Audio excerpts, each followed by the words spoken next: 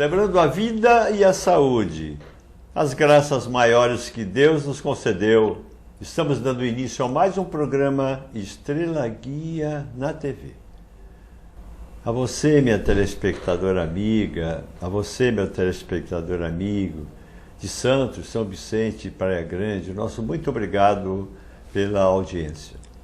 Não podíamos também deixar de citar e agradecer a essa maravilhosa equipe de produção aqui da TV Com, o Reale, Gisele, Thaís, Daiane, Vitória, esqueci da Vitória outro dia, Matheus Williams e o Adelino também, que nos honra com sempre lá da Estrela Guia. Acho que eu não esqueci de ninguém, mas se não fosse essa equipe, que faz seu trabalho com muito amor, com muita dedicação, com muita competência, certamente esse programa não estaria aparecendo tão bonito assim na sua telinha.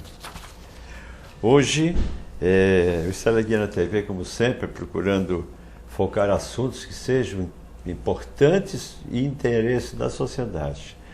Nós temos a grata satisfação de ter aqui conosco Dr. Carmelo Júnior, desculpe, Carlos Alberto Carmelo Júnior, por favor, arrumem aí, Dr. Carlos Alberto Carmelo Júnior, promotor da Vara da Infância e Juventude de Santos. Isso. Dr. Carmelo, muito obrigado pela sua presença. Agradeço eu, um prazer estar aqui na sua companhia, do Edmir. E eu, ao nosso lado, o meu, não vou dizer velho, Edmir, porque nós não somos tão velhos assim, mas nós nos conhecemos desde que trabalhávamos na Codesp, né? E o Edmir Santos Nascimento, que é o atual vice-presidente do Conselho Municipal dos Direitos da Criança e Adolescente, e você tem um trabalho junto à Pastoral também. No Menor. No Menor. São pessoas que se dedicam a esse assunto que nós vamos conversar hoje, que está muito discutível, que é a questão do ECA como um todo, e dentro do bojo do ECA, a questão maior que é a maioridade penal, redução, não redução, enfim, as opiniões se dividem, mas nada melhor do que esses nós dois amigos para que a gente possa estar conversando muito bem sobre isso. Gostaria, me permite, Dr. Carmelo, Edmir, doqueiro, codespano, fomos tudo isso, né?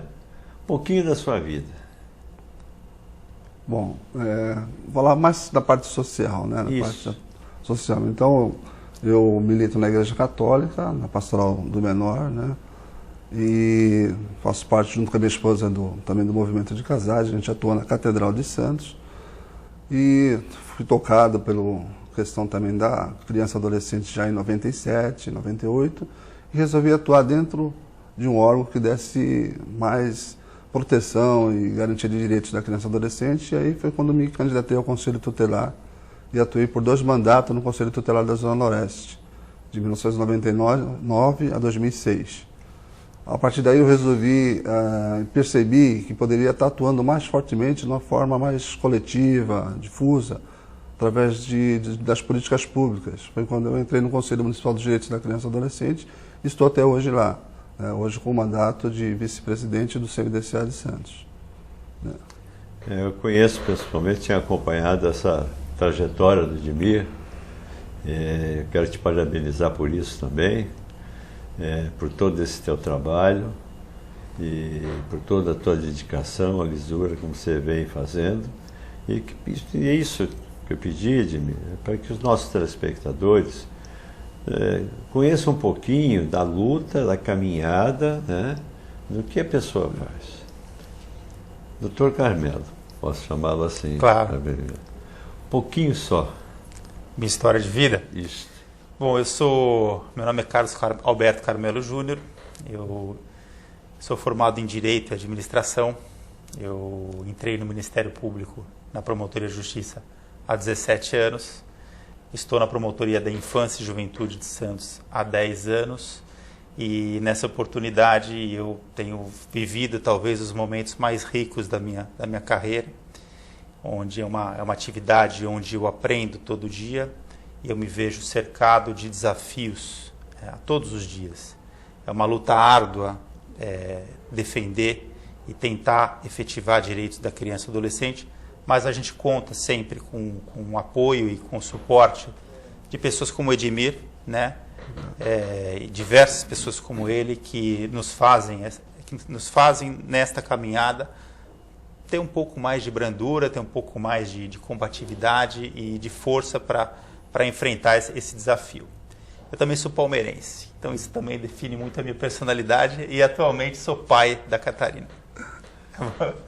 Pai da Catarina. Pai da Catarina. Eu sou a filha do Dr. Carmelo, né? Logo inverte. Tem que falar dela, não é? Logo inverte. Exatamente. Bom, já que ele disse que é palmeirense, você, Edmir? Eu sou santista, né? Então, 2-1. Ontem eu vi 2-1. Minoria. Ontem eu vi no programa do Baita Amigos da TV Bandeirantes, o Cortella falar que quem é inteligente torce pro Santos, porque ele é santista, o Mário Sérgio Cortella. Falando assim. Bom, como não estamos no Esporte TV, Exatamente. E esse tempo é rápido, ficando definidas as preferências, as escolhas futebolísticas, vamos passar realmente aquilo que nos... Este ano o ECA completa 25 anos, né? E nós temos um assunto enorme para o programa de hoje. Eu gostaria, com sua permissão, Claro. Edmir, rápidas palavras para os nossos telespectadores, o que é o CMDCA, o que é o Conselho, o que é aquele programa Destinação Criança, para que o nosso povo, a nossa sociedade, possa conhecer um pouco mais sobre o Conselho e desmistifique-se muitas coisas. Bom, o Conselho, na verdade, advém da Constituição Cidadã, né? São vários os conselhos, o nosso é específico, da criança e adolescente. O nosso de Santos foi criado em 1991, foi criado o primeiro Fórum Municipal dos Direitos da Criança e Adolescente, que depois elegeu o Conselho Municipal dos Direitos da Criança e Adolescente. Ele é paritário, são 10 membros da sociedade civil e 10 membros do poder público. Tem várias câmaras, são 4 câmaras, né, que fazem toda a discussão temática de toda a política pública. E temos também, como você bem colocou, a questão do Destinação Criança. O fundo também é uma atribuição do CMDCA. O Fundo da Criança é muito importante porque ele atua onde a política não está chegando ainda. Ele é um dinheiro como se fosse um cheque especial, né, que a gente tem lá o orçamento, mas de repente precisa gastar em alguma coisa nova. E esse dinheiro é para isso, né, para cobrir essa não ainda cobertura da política pública. E aí, se dando certo, acaba virando política pública. As pessoas podem destinar, inclusive até o final desse ano, pode destinar o cidadão até 6% do seu imposto a pagar e as empresas 1% do lucro real. Então esse dinheiro é muito importante. Recentemente nós fizemos um evento para poder agradecer essas empresas que nesses 5 últimos anos destinaram ao Fundo da Criança e Adolescente. E foram muitas empresas que têm essa responsabilidade social. É importante que as empresas também tenham esse olhar, esse dinheiro fica aqui, ao invés de ir para Brasília, é uma renúncia fiscal, mas fica aqui para atender essas demandas. Não digo só de Santos, mas também já penso como na região metropolitana como um todo.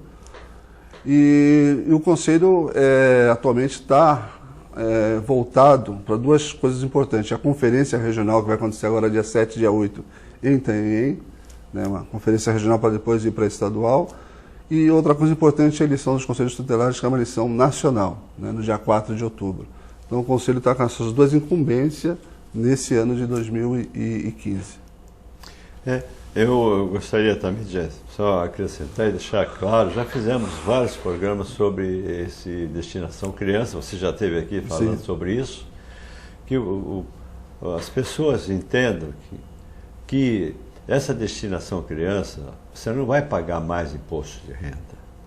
Apenas uma parte que iria para Brasília, para o governo federal, até por uma ação da própria Receita Federal, diga-se de passagem, de justiça seja feita, isso fica aqui em Santos, vai para o Fundo Municipal dos Direitos. Esse Conselho dos Direitos da Criança e Adolescente ele é paritário. Ah, não, esse é o governo que não é.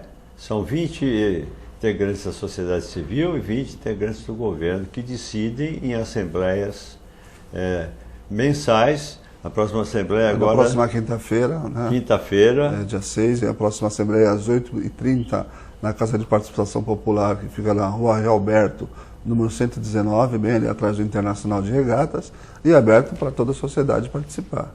Então, é preciso que você entenda, porque realmente, doutor Carmelo, sabe, eu não sei esse ano como é que fechou, Edmir, mas realmente muito dinheiro que poderia ficar aqui ainda vai para Brasília, mas coisa de milhões e milhões que poderiam ficar aqui, financiando projetos e programas, tanto de entidades como também do governo, da área governamental. São projetos que são feitos, são analisados pelas câmaras, são acompanhados, existe uma prestação de contas. Quem manda no dinheiro não é a prefeitura, quem manda no dinheiro é o Conselho Municipal dos Direitos da Criança e Adolescente. Então, mais uma vez eu reitero isso, que você pode, a partir de agora, ir aos pouquinhos, tá? Você recolhendo esse dinheiro destinado ao fundo municipal, para que chegue no fim do ano você tenha a consciência tranquila de que você fez a sua obrigação e fez sua parte. Não adianta a gente ficar só reclamando que tem menino descalço no sinaleiro pedindo, que tem outro menino fumando crack, que tem um menino de 10 anos que andava armado, matando. Não adianta só a gente fazer. Nós temos que fortalecer os mecanismos que a sociedade e o governo, e também o Ministério Público, que tem uma atuação, nós vamos conversar muito com o Dr. Carmelo sobre isso, possam atuar e possam minimizar essa situação. Falei bastante, não gosto de falar muito, não, mas é que eu fui, só terminar uma coisinha, eu fui conselheiro tutelar com o Edmir, em 1999, né? Primeiro mandato meu, foi como conselheiro tutelar. Foi uma escola muito grande, não que eu me candidatei à reeleição por causa da estrela guia da entidade, mas aprendi muito, aprendi muito. E eu imagino que naquela época a gente já viu, né, nós já tínhamos a oportunidade de ver casos realmente muito ruins, como é que estaríamos hoje, mas é isso sobre o que nós vamos falar, né? Então, gente, Conselho de Direito da Criança e Adolescente, primeira quinta-feira de cada mês, 8h30, Avenida Rei Alberto. Vá lá, você participe, você pode não ter voto, mas você tem voz. E veja o que está acontecendo com aquele dinheiro que você não mandou para Brasília e deixou aqui em Santos.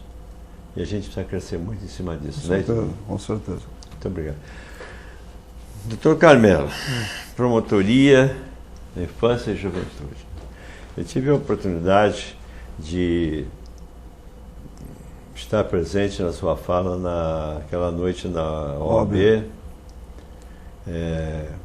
Uma fala muito importante. A criança, que nem o senhor falou, não adianta, nós não vamos zerar nunca isso, em lugar do mundo a gente zera, né?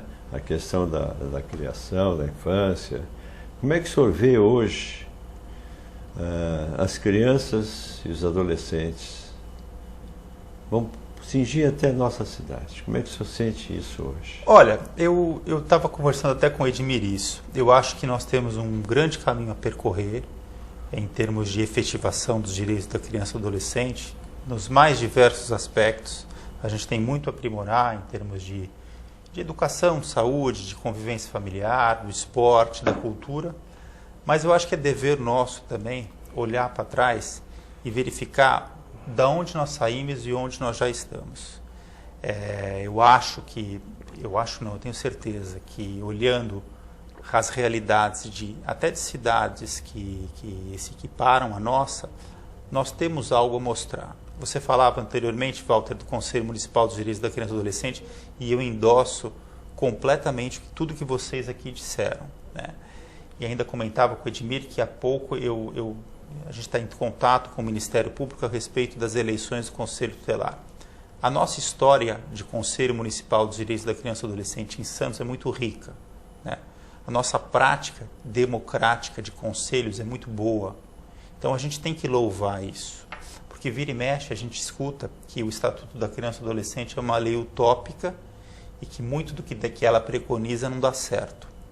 Eu acho que a nossa experiência aqui em Santos, não apenas em relação aos conselhos de direitos, mas também em relação aos conselhos tutelares, as boas práticas envolvendo a efetivação de direitos que aconteceram aqui no município de Santos, é algo que a gente tem que olhar para trás ao longo desses 25 anos e falar, puxa, nós já percorremos, nós temos uma história e que nos dê alento para olhar adiante e seguir trilhando esse caminho de efetivação de direitos. Nós já caminhamos muito, né, doutor?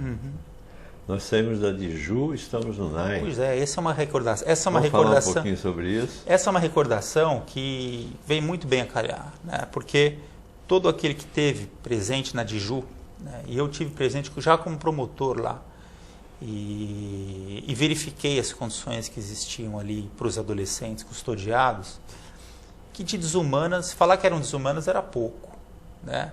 Eu lembro dos adolescentes com garrafa PET para tentar ligar um aparelho de televisão que estava quebrado e os fios ali naquela umidade, naquela verdadeira masmorra que existia no nosso município. Então hoje a gente tem uma Fundação Casa, né? Hoje a gente tem um NAI, né?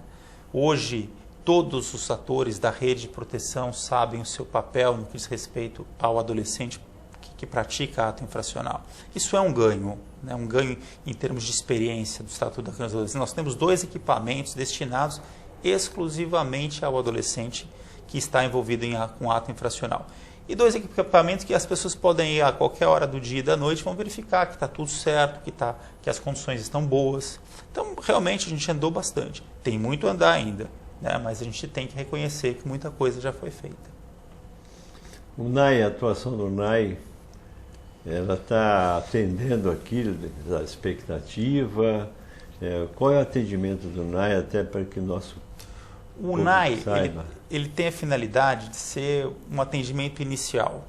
Então, a ideia é que se faça ainda, desde logo, um diagnóstico da situação daquele adolescente que se vê envolvido com um ato infracional, para que a gente possa agilizar a efetivação de políticas públicas em favor daquele adolescente. Então, a ideia que norteou a criação desse equipamento foi que houvesse agilidade no oferecimento de serviços públicos ao adolescente e à família, né, em caso de prática de ato infracional. Eu acho que a nossa experiência de NAI ainda é muito recente. Eu acho que a gente tem muitos ganhos, mas ainda, tal qual outras áreas de efetivação de direito, a gente tem muito a aprimorar, né? E eu vejo com muita felicidade que os órgãos do município, do Poder Judiciário, do Ministério Público, os conselhos tutelares, os conselhos de direito, o Conselho de Direito, sistematicamente discutem e criticamente o NAI, né? Então, para tentar implementar serviço, para tentar melhorar a efetivação dessa ideia que não pode ser abandonada, que realmente é de crucial importância no município. É importante mesmo, né? Porque dali podem sair encaminhamentos, né, para aquele menor, até, e obviamente recuperá-lo, né? Sem dúvida. Mas nós somos 3 blocos, já chegamos no final do primeiro bloco, não temos muito a conversar. Eu peço licença que a gente faça um break. E eu também gostaria que depois desse break a gente pudesse fazer nosso momento musical, que a gente vai, todos os programas vamos dar uma oportunidade a artistas de nossa cidade para que eles mostrem a sua arte, seu valor. Perfeito. Pedimos licença para um breve intervalo e voltamos já já.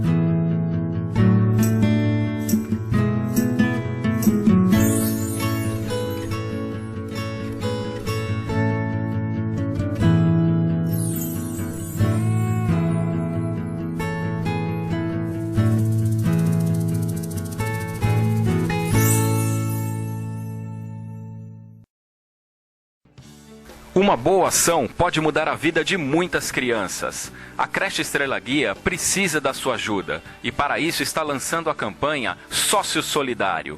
Com uma pequena contribuição mensal, você ajuda a manter um trabalho importante na vida de muitas crianças. Informações pelo fone 3324-9317, 9318 e 9319. Agende uma visita, venha nos conhecer, estamos esperando por você.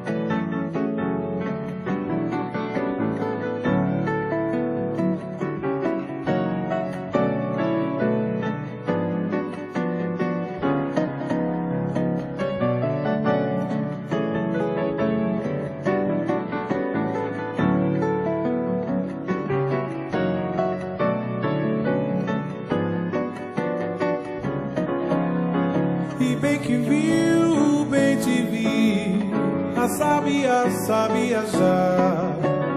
A lua só olhou pro sol, a chuva abençoou. O vento diz ele é feliz, a águia quis saber. Por que, qual será? O sapo entregou.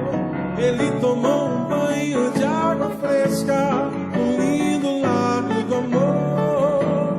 Maravilhosamente clara água, um lindo lago do amor. Ele tomou um banho de água fresca, um lindo lago do amor. Maravilhosamente clara água, um lindo lago do amor.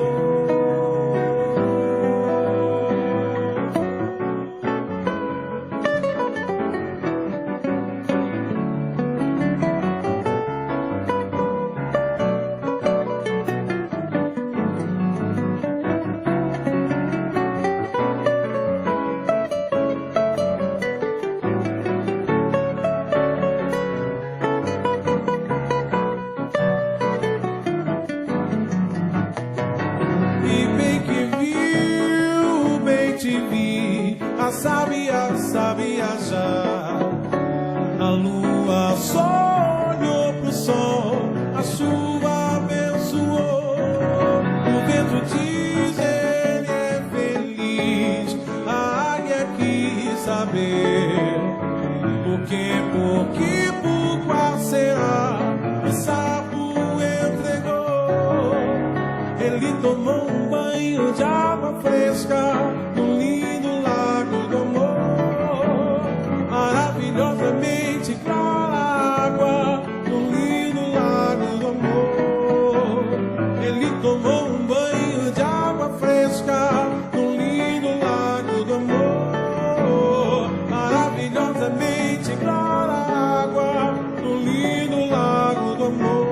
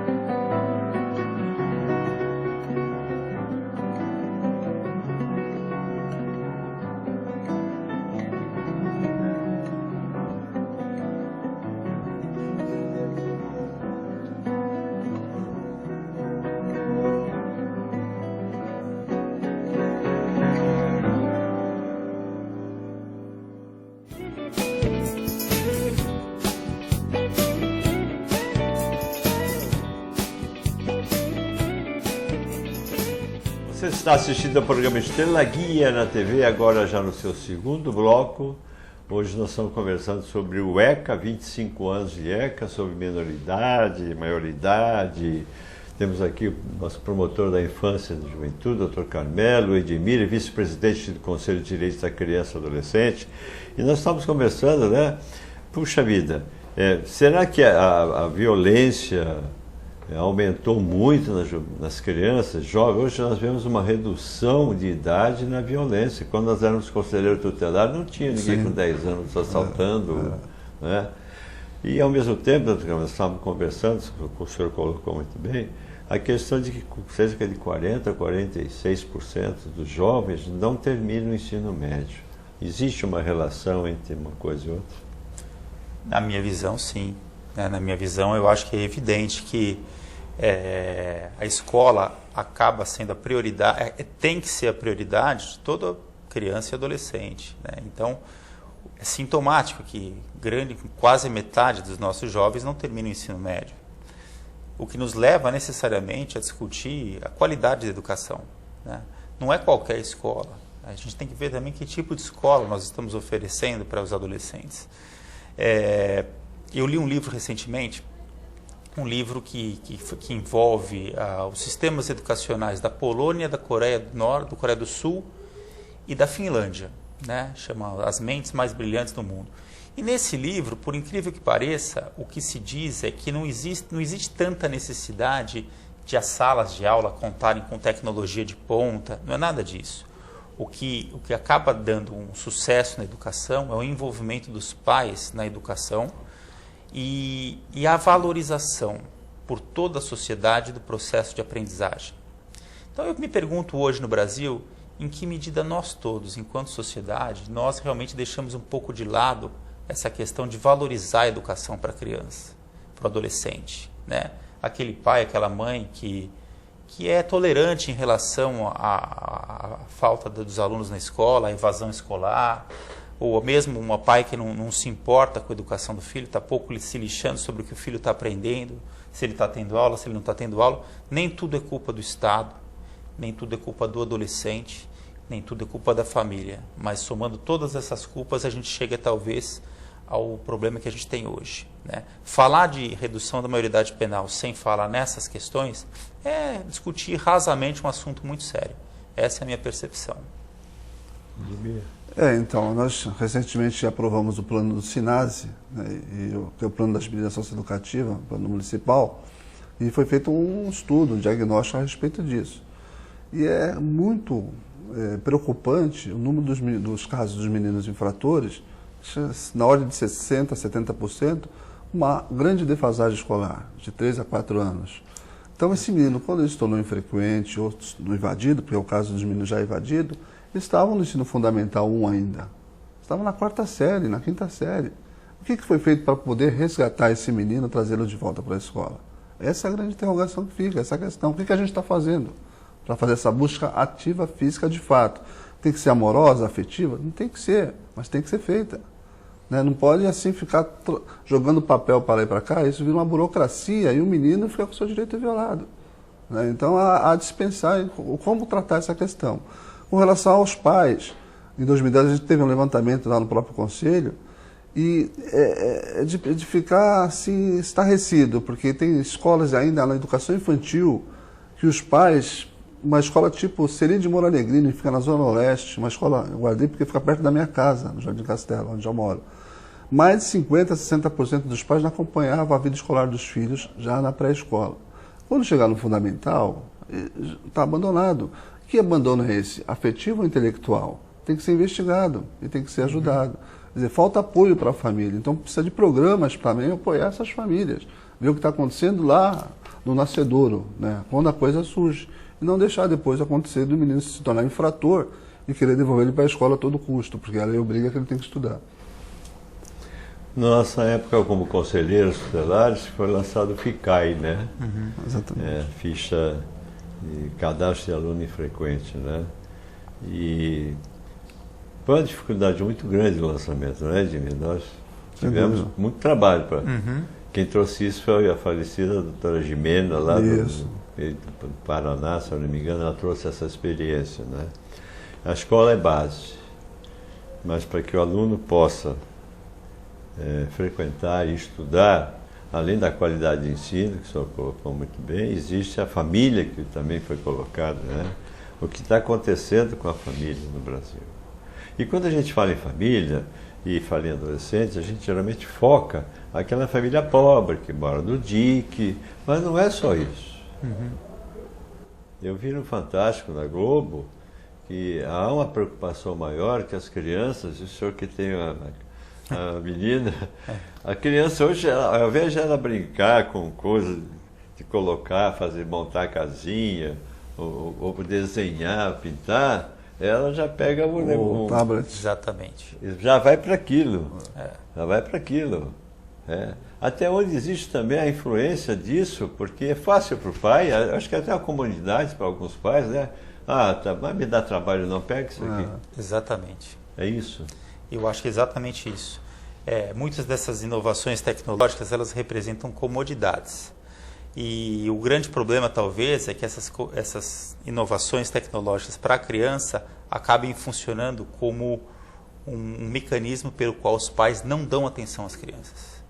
Então, você deixa uma criança na frente de um tablet, você ensina ela a entrar na internet com 4 ou 5 anos de idade, você coloca joguinhos no computador ou no tablet e você tem uma criança que fica absorvida naquele universo ali por 3, 4 horas e você pode fazer suas coisas. Talvez esse seja o grande mal do século, né? Einstein, quando viu a televisão, disse, pela primeira vez que o Einstein viu a televisão, ele disse, é o mal do século. Hoje talvez a gente se depare com o mal do século nesses tablets e celulares aí, né? Não se lê mais, não se compra livro, se a criança não tem experiência de ouvir uma história, né? Porque tudo tem que ser muito rápido. Essa hiperconectividade a que todos nós estamos submetidos acaba influenciando a criança e ela acaba perdendo a possibilidade de brincar. Essa é uma grande realidade. Uma questão também importante, já foi discutido uma certa época aqui pelo próprio Conselho da Criança e Adolescente de Santos, é os espaços para elas brincarem. Hoje tem muito prédio, né? Será que todos os prédios têm os playground, tem essas áreas para elas brincarem, para fazer lazer? Também é outro complicador que a gente tem na nossa região também, né? Falta muito espaço ainda, principalmente nos prédios, todo mundo ali faz no seu regimento, que impede das crianças brincarem naqueles espaços, tal, é para guardar carro e tal. Então também tem uma questão aí a ser discutida também. O brincar, a gente tem até esses anos todos o SESC tem puxado essa questão da brincadeira das crianças, né, o quanto é importante para a formação dela, e nem sempre todas têm um espaço para poder desenvolver isso. Por outro lado também é o consumismo, né? Aquele menino que está criado em condições subhumanas, com família que não tem o mínimo que possa prover a criança e o adolescente, aí ele fica vendo na TV aquele tênis de marca, aquele tablet, e ele quer aquilo, é óbvio, né? Exatamente. Exatamente. E aí?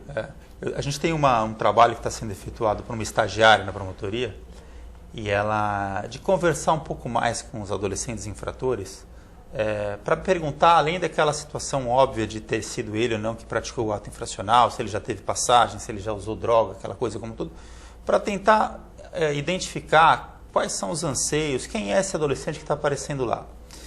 E, surpreendentemente, tem aparecido essa questão do consumo como algo muito forte, né? Maioria dos atos infracionais relacionados ao crimes contra o patrimônio tem como motivação um desejo de consumo. No passado, essa ideia nos remeteria a uma necessidade de trazer um recurso financeiro para casa, para eventualmente ajudar os pais. Hoje em dia, a gente pode afirmar que o que está por trás é um desejo de consumo. Então, assim, e sem querer criticar o adolescente, porque, enfim, é uma situação que ele é levado a isso por uma maciça publicidade, mas cabe um questionamento da sociedade também, que tipo de mensagem a gente está dando para esses jovens que acabam, muitas vezes, estragando suas vidas por um desejo, né, de ter um celular novo, um tênis novo e assim por diante. É complicado, né? Não, é verdade, desejo, e todos nós também somos adultos, também somos seduzidos por esse mercado, né? Então uma criança e adolescente ainda mais, fica mais seduzido ainda, porque o mercado é feito para poder atingi-los mesmo, né? Eu estou reservando o terceiro bloco para a gente conversar sobre a redução da maioridade penal, pedir a sua opinião, que eu já ouvi.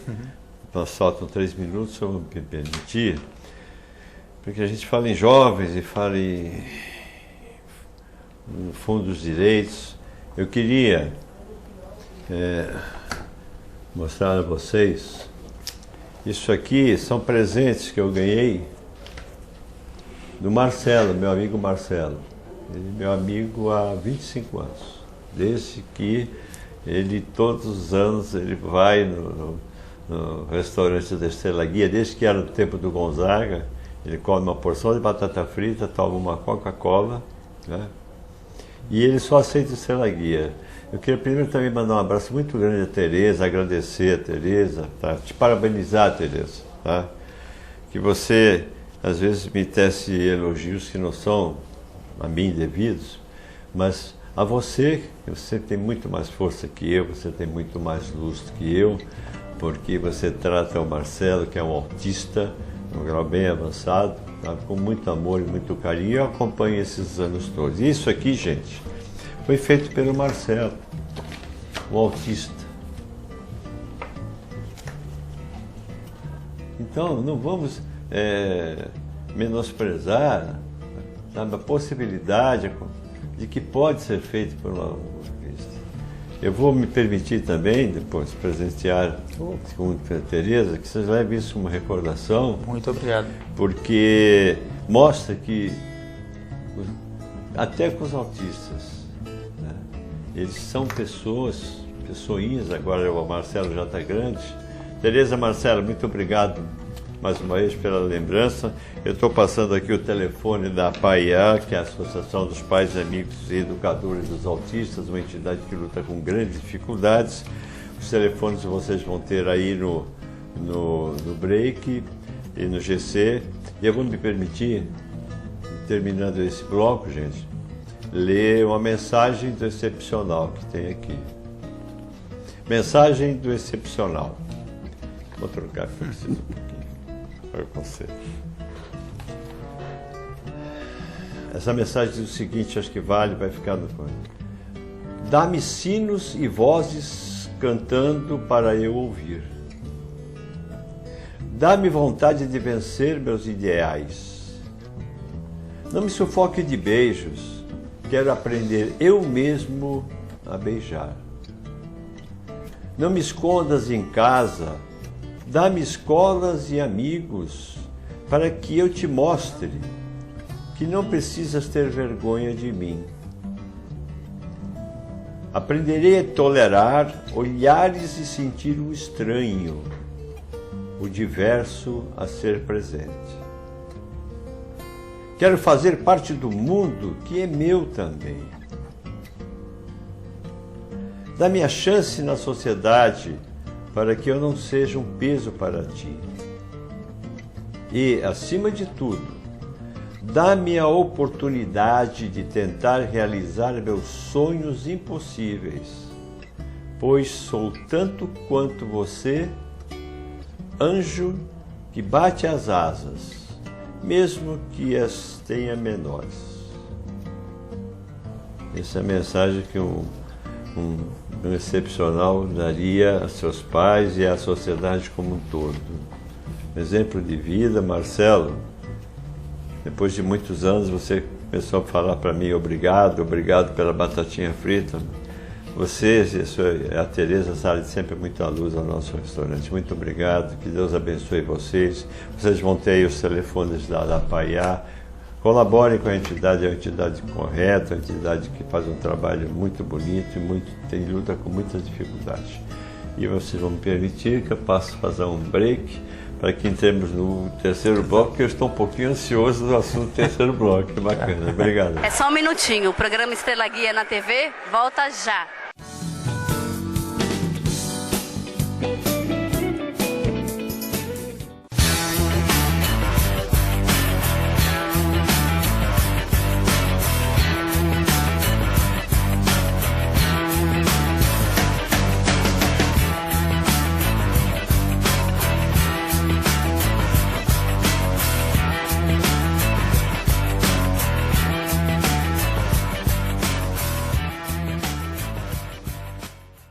Antes de contratar a filmagem de sua festa ou empresa, consulte a Godoy Multimídia. Produção em vídeo com preço acessível. Faça sua empresa aparecer com os nossos institucionais. Eternize suas festas em vídeos inesquecíveis. Peça um orçamento.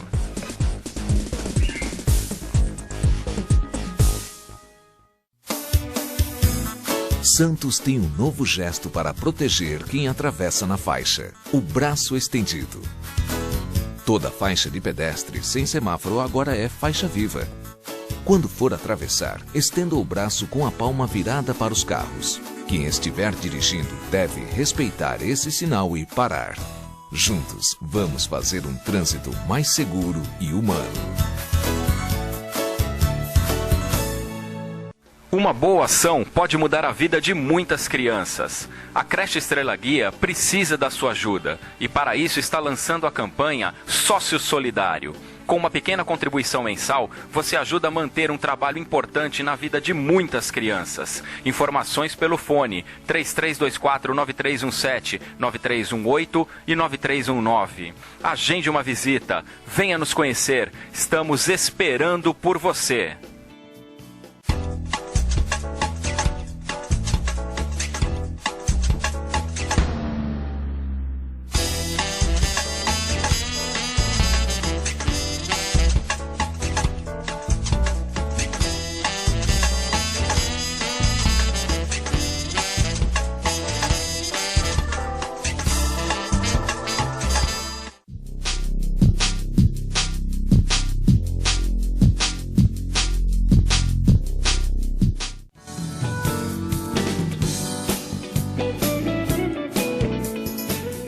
Que pena. Você está assistindo ao programa Estrela Guia na TV, agora já, infelizmente, seu terceiro e último bloco.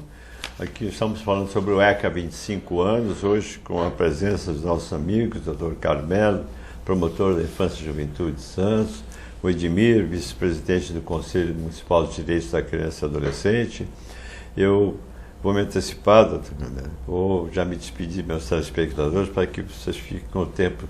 Às vezes eu esqueço deles também, mas a vocês que nos assistem, a você, a telespectadora amiga, a você, meu telespectador amigo, a Adicleia, a sua mensagem, eles mandam mensagem para a gente.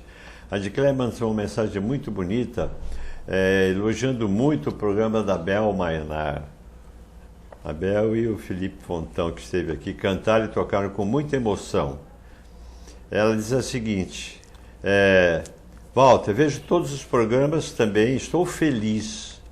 E é sempre assim quando te acompanho, com diversos assuntos musicais, como os de hoje da Bel e o Felipe. Cantam e tocam com muita emoção. A última música foi linda, que letra, adorei. Obrigado por sempre falar que represento os que acompanham o seu programa. E é verdade, viu, Adicleia? Você é a mulher que representa as nossas telespectadoras, tá?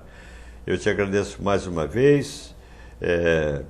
Você disse que meu chapéu, ela faz a crítica do meu chapéu, da minha roupa, elogiou minha roupa, meu chapéu. Obrigado a você, ao João Lennon, que é o cachorro da Adicleia. Eu não conheço a Adicleia, mas é telespectadora do Marapé e é muito amiga nossa. Muito obrigado, Adicleia, muito obrigado à nossa querida amiga Edith Pires. Também, viu, Edith, minha amiga querida? Logo nós vamos estar fazendo mais um novo programa e vou me antecipando, vou terminando as coisas, porque senão o senhor não vai ter tempo suficiente para falar daquilo que eu mais gosto. Eu queria já, porque às vezes eu esqueço também, doutor Carmelo, isso aqui é apenas uma lembrança e muito obrigado, né? Um agradecimento pela participação, por vocês terem disposto o vosso tempo para vir até o nosso programa aqui. Fique essa mensagem como muito obrigado a uma comunidade que trabalha com crianças e famílias em situação de risco social. Muito obrigado. Isso. Vamos falar sobre a maioridade penal. Vamos. Qual é a sua opinião sobre a redução da maioridade penal? Sou contra a redução da maioridade penal e eu parto do seguinte princípio: o adolescente tem que ser diferenciado do adulto, né? Porque o seu tempo de vida é diferente. Eu quero contar uma historinha E talvez dessa historinha eu vou até mostrar por qual razão eu sou contra. Um belo dia desse eu estava passeando com o meu cachorro pela rua, o Bira, né? Já era um pouquinho mais tarde da noite, a rua estava um pouco deserta e em determinado momento eu vejo uma pessoa se aproximando de bicicleta. Quando ele passa por mim, ele dá a volta, né? Eu pensei, puxa vida, talvez eu seja aqui abordado, talvez aqui vá ser assaltado. Aí, num segundo momento, essa pessoa que estava de bicicleta falou assim, Dr. Carmelo. Eu falei assim, pronto, além disso, ele me reconheceu, então agora a possibilidade eu vou, né? Agora realmente eu estou ferrado. Daí, o senhor lembra de mim? Falei, não lembro.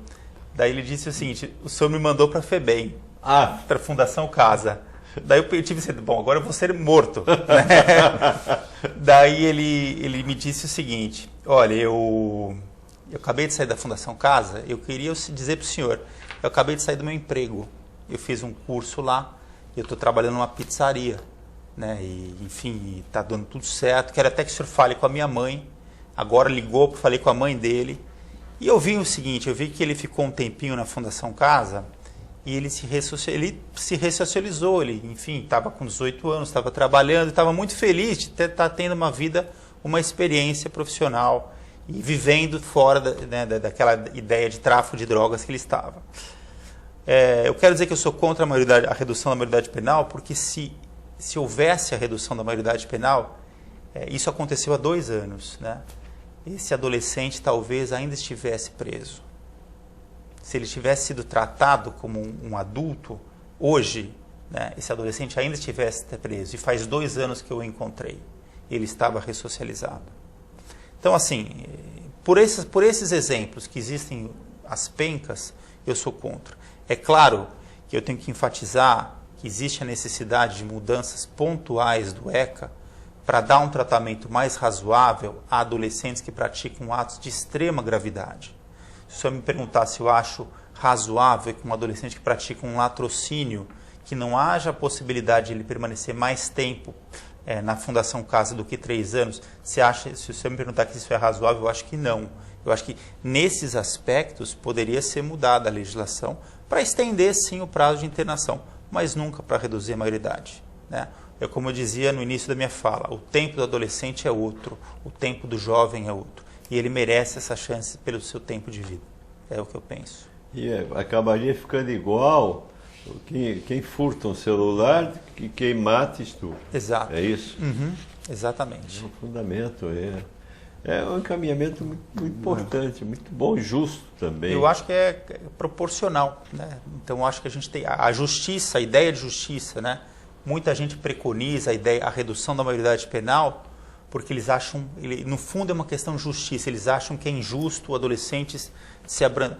Não, eu acho o seguinte, se a lei observasse um pouco mais de proporcionalidade e punir com gravidade aquele ato que é grave, talvez essa sensação de reduzir a maioridade penal não teria essa aceitação popular que está tendo hoje em dia. Existe uma corrente favorável a uma punição maior para aqueles adultos, né, maiores de 18 anos, que usam os menores, né, para praticar os atos infracionais, é isso? Uhum. Então está faltando a aplicação da lei ou está faltando a lei? Não, a lei acho que está aplicada, acho que em muitos casos meio aberto e tal. Agora, hoje tem 10 mil adolescentes privados de liberdade no estado de São Paulo. São Paulo, considerado pelo Conselho Nacional de Justiça, ainda um modelo, né? Mas acho que as medidas também em meio aberto são importantes, né? Acho que é importante também ter um olhar para a medida em meio aberto. São as medidas de prestação de serviço à comunidade, liberdade assistida. É preciso também investir muito nessas medidas, porque se a gente não tomar cuidado, o menino pode se tornar um reincidente por conta que não foi bem cumprida essa medida. Agora, outro dado também significativo é se a gente comparar a reincidência de adulto e de adolescente. É muito maior do adulto, né? Tem no YouTube, o Dr. Drauzio Varela faz um filmezinho, bem curtozinho a respeito disso, e ele fala com propriedade, porque ele vivia dentro do Carandiru, né? Ele dava assistência lá voluntariamente lá para os detentos da época do Carandiru, e fala que se colocar um adolescente desse, e ele é mais frágil, ele é mais fraco fisicamente dentro do sistema penitenciário, ele vai sofrer todo tipo de violação de direitos lá. ele vai ser abusado, vai ser maltratado, ele vai sofrer de tudo. E ele vai ser 10 vezes pior do que um adulto. Ele vai ser muito mais revoltado. Então, o caminho não é a punição. O Santos, inclusive, tem dado uma amostra, a gente está trabalhando com a justiça restaurativa, né, para tentar evitar, né, dentro da cultura da paz, né, tentar evitar que o menino vai para lá dentro do sistema, né, de punição.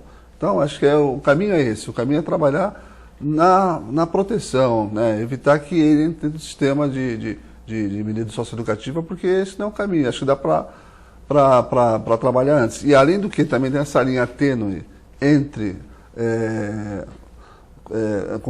ato infracional e uma coisa de adolescente mesmo, é uma coisa não tão grave. Então, assim, precisa também saber distinguir as duas coisas, porque qualquer coisa não é ato infracional.